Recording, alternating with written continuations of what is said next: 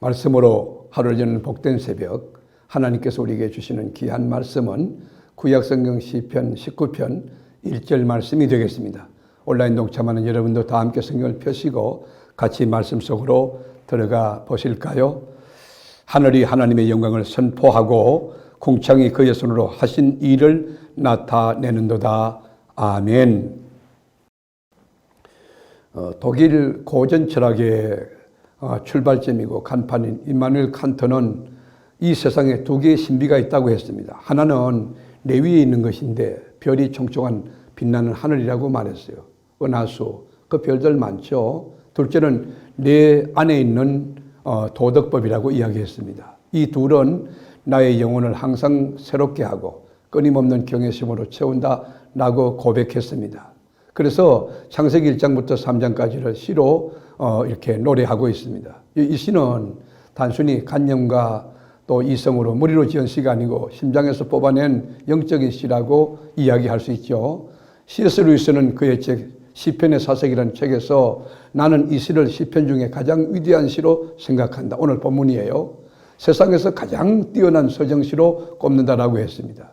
여러분, 단지 아름다운 서정시뿐만 아니고 깊은 신학이 있고 신앙 고백이 들어있다는 것이죠.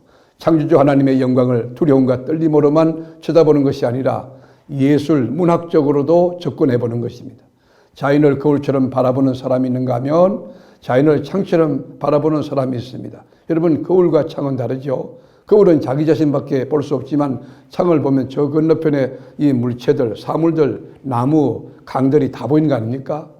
여러분, 하나님이 없는 사람은 어떤 사람입니까? 산은 산이요, 물은 물이로다. 그 모호한 자기도 알지 못하는 말을 하지만 하나님의 사람은 자연 건너편에 자연을 만드신 위대하신 하나님, 오묘막적한 하나님의 능력을 발견합니다. 다윗이 양을 치는 목종 시절에도 매일 밤에 빈들에서 하늘을 쳐다볼 때 하늘에 막 별들이 쏟아지잖아요. 여러분, 별들이 얼마나 번쩍거리고 많습니까? 그리고 아침에 떠오르는 태양을 보면서 하나님의 그 역사를 느끼는 거예요. 그래서 날은 날에게 말하고 밤은 밤에게 지식을 전한다. 그 말이 뭘까요? 여러분, 밤에는 여러분 수많은 곤충들이 있잖아요. 식물들도 있고 다 자기들끼리 이야기하는 거예요. 낮에는 낮에 그 해당되는 동물과 곤충들과 식물들, 여러분 이 나무들이 전부 이야기하는 거예요. 긴 세월 낮과 밤으로 이루어진 날들은 동일한 날이 아닙니다. 날은 날에게 날마다 하나님의 메시지를 받는 거예요. 얼마나 귀할까요? 여러분의 삶도 오늘도 새롭게 하나님의 음성을 듣는 영적인 귀가 있게 되기를 바랍니다.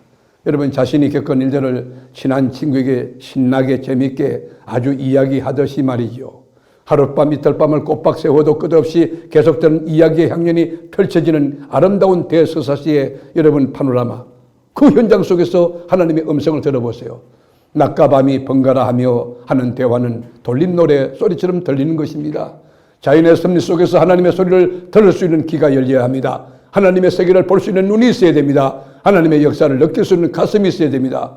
봄날들은 만물을 깨웁니다. 여름에는 너무 덥지요. 막 30도 40도 될 때 지치지요. 힘들지요. 그러나 그 더위는 만물을 무성하게 하고, 그리고 여러분 가을이 되면 만물 그 곡식들을 연걸게 합니다. 아주 단단하게 있게 합니다. 그리고 겨울은 겉으로는 활동이 없는 무활동의 시간이지만 봄을 준비하는 미래를 창조하고 있는 시간입니다. 언어가 없고 깊은 침묵 속에서 들려오는 소리기에 더 큰 소리로, 더 큰 울림으로 느껴지는 것입니다. 밤새도록 하늘의 소리에 취하여 있을 때에 조금씩 어둠이 막 거쳐가고 여명이 막 밝아오는 것입니다. 얼마나 멋진 여러 순간일까요? 하늘이 조금씩 붉어지니 순식간에 그 빛이 가득한 것입니다.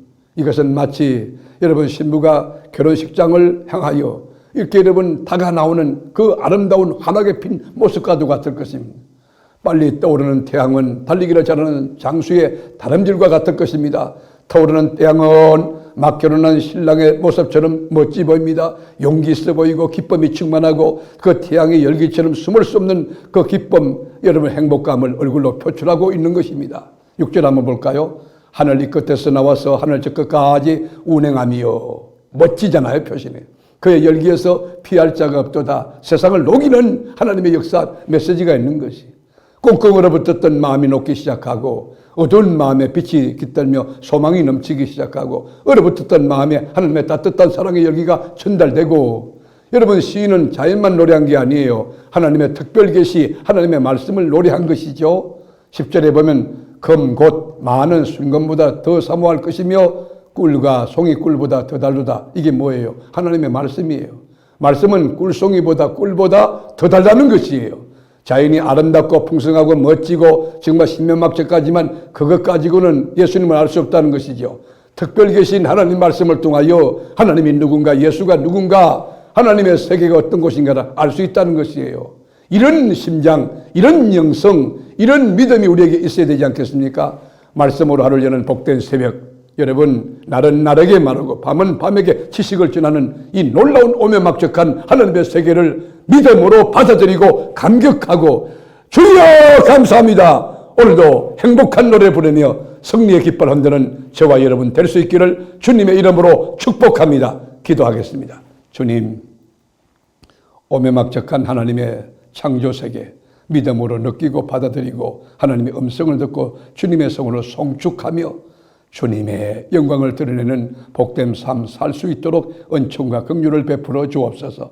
오늘도 순례의 삶 가운데 하나님 앞서시고 함께 하시고 이 세상에 하나님의 음성을 들을 수 있는 귀를 주시고 눈을 주시고 하나님의 역사를 감격으로 누리는 복된 하루 되게 하옵소서. 늘 성립케 하시는 예수님의 이름으로 기도드립니다. 아멘.